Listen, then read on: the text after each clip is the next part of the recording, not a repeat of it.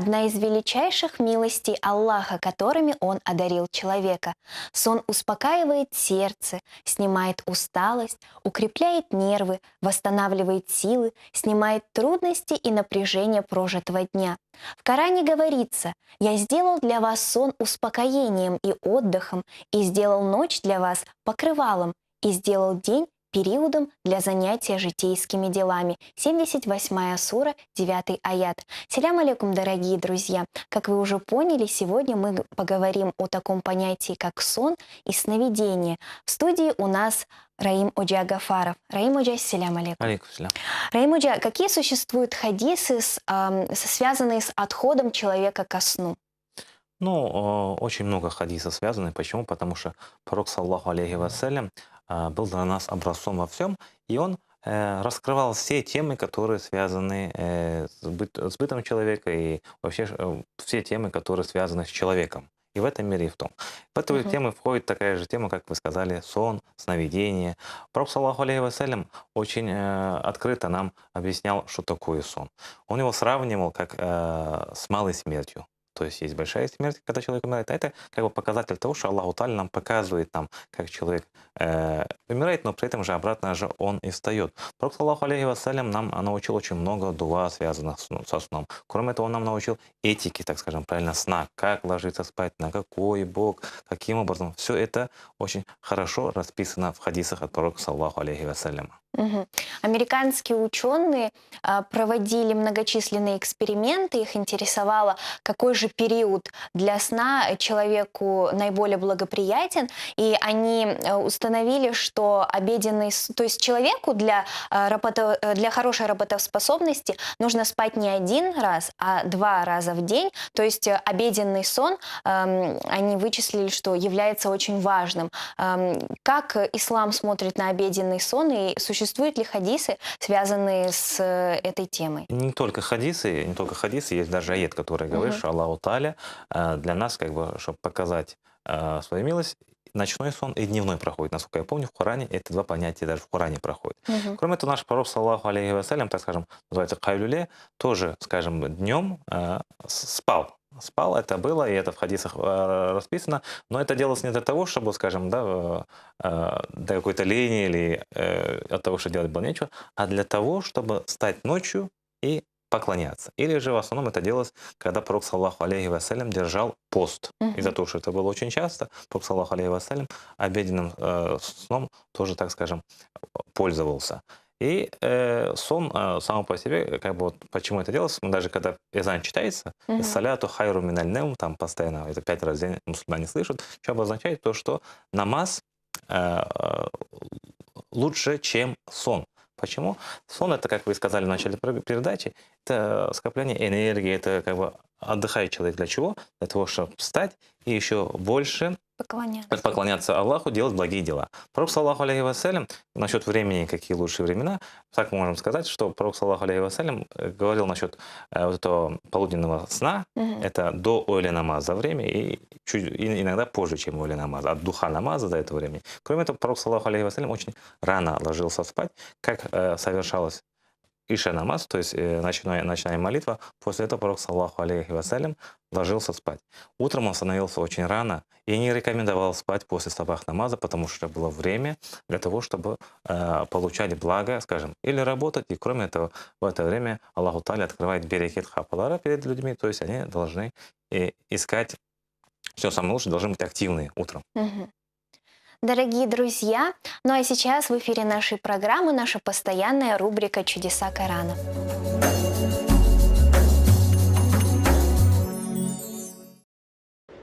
Среди них есть такие, которые искажают Писание своими языками, чтобы вы приняли за Писание то, что не относится к Писанию. Они говорят: это от Аллаха, а ведь это вовсе не от Аллаха. Они сознательно возводят навет на Аллаха. Сура 3, аят 78. С одной стороны, Коран подтверждает, что были предыдущие писания, а с другой стороны, он призывает исправить определенные аспекты или идеи писаний иудеев и христиан.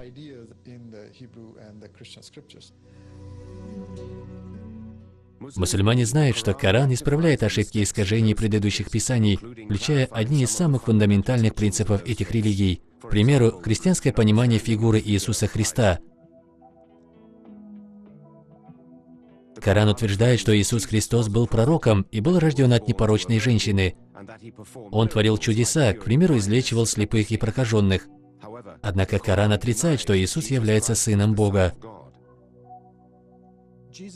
И если взять христианскую точку зрения позднего времени, согласно которой Иисус – Сын Божий, то получается, что Он – Божество.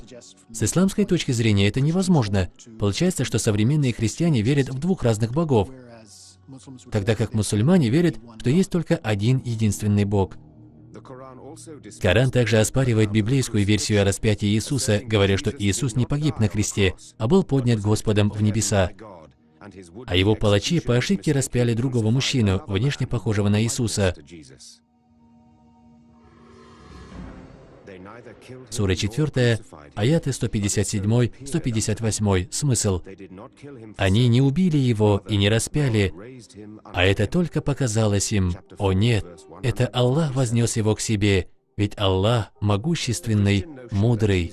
Точка зрения современных христиан о том, что Иисус якобы умер за грехи человечества, это концепция, которая не согласуется с посланием Корана о том, что каждая душа ответственна за свои деяния. Смерть и воскрешение как акт спасения не имеют под собой основания с точки зрения ислама, как и идея о том, что кто-то может взять на себя ответственность за чужие грехи.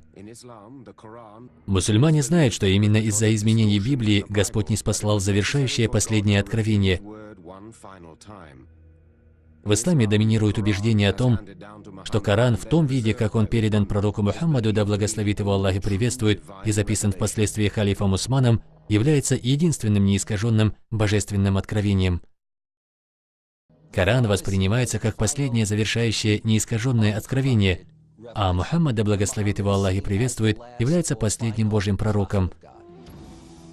В течение 14 столетий мусульмане старательно следуют этому откровению, но интерпретация текста порой сложна и противоречива. Между тем, считается, что путь к спасению лежит через правильное понимание текста Корана. Конец света приближается, предупреждает священная книга. Сура 81, аяты с 1 по 4. Смысл. Когда солнце будет скручено,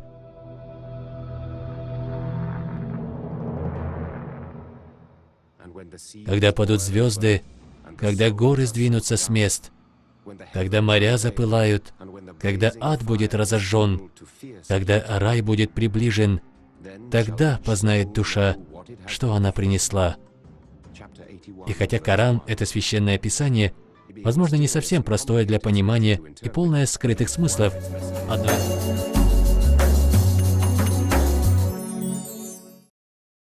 Это была рубрика «Чудеса Корана», а мы продолжаем нашу тему. Раимуджа, существуют ли какие-либо правила, связанные с временем до сна? Что человек должен делать, как себя должен вести? Ну, конечно же, когда человек спит, да, он, скажем, отлучается в каком-то понимании, и очень может ему шейтан навредить. Даже есть хадисы, которые вначале спрашивали, пророк все это описал, что шейтан завязывает узлы над ним, когда человек спит, для того, чтобы он не стал на сабах намаз. И из этого человек, мусульманин, может любое свое действие сделать ибадатом, то есть поклонением. То же самое и сон. Если человек перед сном возьмет абдест, или перед сном надо совершить намаз, то он как будто всю ночь совершал намаз. Если он при абдесте, то очень большое благо, ангел его сохраняет, то есть это очень важно. Но кроме того, чтобы отберечь себя от шейтана, что должен человек в первую очередь делать? Есть такое, что сподвижники говорили, нет разума у человека того, который перед сном не прочитает Амина Расуля, это последние аяты суры Бахара. Кроме этого, надо, пророк нас, саллаху алейхи вассалям, учил, что надо прочитать аят курси. Аят курси тоже очень важно. Кроме этого, пророк, саллаху алейхи вассалям, в хадисах нам учил дуа, которыми надо ложиться спать. Самое короткое, самое такое распространенное, то, что мы от пророка, саллаху алейхи вассалям, научились, это получается бисмика Аллахуме, то есть именем Аллаха, эмуту ва ахья, то есть я умираю и обратно же возживаю, так скажем, воскресаю, можно так сказать. То есть вот это дуа тоже очень важно, если... И кроме этого, конечно, перед сном мы для того, чтобы себя обезопасить от шейтана, от всего злого, там, взгляда, назара, то есть мы что должны делать? Пророк, саллаху алейхи вассалям, учил нас о том, что человек должен прочитать аят курси, ихляс, фелях, нас, можно подуть на руки и протереть себя перед сном. Кроме этого, пророк, саллаху алейхи вассалям, говорил, что ложиться надо на правый бок. То есть руку свою ставил под голову. Почему? Это и физиологические ученые доказывают, медики, что таким образом и дышать легче, и на сердце нагрузки нету, на правом боку надо спать. Кроме этого, такие нюансы расписывались, то, что нельзя ложиться, например, там, скажем, на крыше спать. Почему? Потому что можно упасть там. Вплоть до таких нюансов все это описывается. А какое отношение в исламе к сновидениям? Сны очень важны в исламе. Сны сами по себе очень важны в исламе. Почему? Потому что одно из приходов откровения к пророку нашему и ко всем другим пророкам то же самое, это мы называем садык руялар, то есть истинные сны, если по-русски так сказать, праведные сны. Это были откровения Аллаха, которые приходили пророкам именно во сне. Из-за этого сон очень важен. В Коране очень много историй, там, скажем, связанных с Хазрати Юсуфом, может, даже знаете, что фараон увидел там 7 коров худых, плотных. Кроме этого, то есть мы знаем, что к пророку приходили во сне очень много откровений от Аллаха. Из-за этого сон сам по себе важен. Но дело в том, что даже пророк, саллаху алейхи вассалям, нас учил, что ближе, уже после него, уже пророков не будет. Пророков не будет. Остается одно только, скажем, такая нить знаний, это праведный сон, правильный сон. И на данный момент, то есть человек, когда ложится спать, с точки зрения ислама, если он человек праведный, делает правильные поступки, никогда никого не обманывает, то он во сне видит праведные вещи, но человек не должен по исламу себе что-то заморачивать, потому что есть 3 вида снов. Первый вид сна — это когда связан с тем, о чем человек думает, о чем переживает, с вот мирскими проблемами, оно у него накапливается, и он может во сне увидеть. Вторые — это то, что от шейтана. Шейтан тоже работает, он нам во сне может очень ужасные вещи, как бы, скажем так, показывать, как по телевизору. И есть третий вид сна, вот, который я говорю, это праведные сны. Но это сны тоже не значит понимать так, что я во сне увидел непонятно что, там все закручено. Это неправильный сон. Праведный сон в основном бывает четкий и конкретный. Вот одна из них особенностей. А как вот стоит воспринимать то, что у некоторых людей сны сбываются? Пророк, саллаху алейхи вассалям, говорил, что ближе к судному дню сны будут праведные сны, вот эти, которые правильные, я так, если по-русски правильно выражаюсь, они будут чаще. Можно воспринимать так, это слова пророка, которые у меня сейчас в голову пришли. Кроме этого, человек, который, я и сказал, то есть праведный, ведет правильный образ жизни, то ему тоже очень часто снятся праведные сны. Кроме этого, Аллах по своему желанию может показать сон праведный для любого человека. Но для чего? Для того, чтобы он осознал о том, что есть тот, кто все контролирует. То есть тот, в чьем знании все. Это Аллах, и это его, может быть, оно напутствует на то, чтобы он стал на правильный путь, но при этом тот, кто об этом даже и не думает, может быть, оно хоть есть для него шанс, скажем, как-то прийти в себя, он им не воспользуется. Но как бы вообще понятие снов, это очень важно. Если человек спит, да, и видит сон хороший, даже праведный, хороший сон, во сне что-то хорошее увидел, то тогда пророк, саллаху алейхи вассалям, нас учит то, что он может рассказать только доброму, хорошему, уважаемому человеку, который уважает и любит его. Но если он увидел плохой сон, то он не должен никому это рассказывать. Как пророк говорит, надо сплюнуть в сторону левого плеча 3 раза и сказать «Аузу билляхи минаш шайтани раджим ва мин шеррих», то есть и от всего плохого его. И из-за этого это тоже очень важно. При сне не надо себе, так скажем, накручивать. Очень часто бывает, или еще же какая-то своя паранойя какая-то начинается. По исламу это нельзя делать. Человек должен жить в реальности. А если вот к праведному человеку, например, приходит грешник, который рассказывает, что видел что-то, вот сон, в котором этот праведник делал какие-то нехорошие дела и как бы, так вот рассказывает. Дело в том, что... Как это стоит воспринимать? Дело в том, что, как сказать, то есть сон который видел человек, пророк, саллаллаху алейхи вассалям, тоже по важности сна, получается, каждый день он спрашивал то, что видел во сне. Да?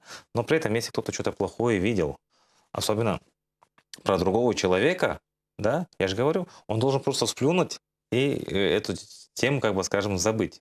Потому что один раз пророк, саллаллаху алейхи вассалям, один человек приходит и говорит: я видел во сне, как мне отрубили голову.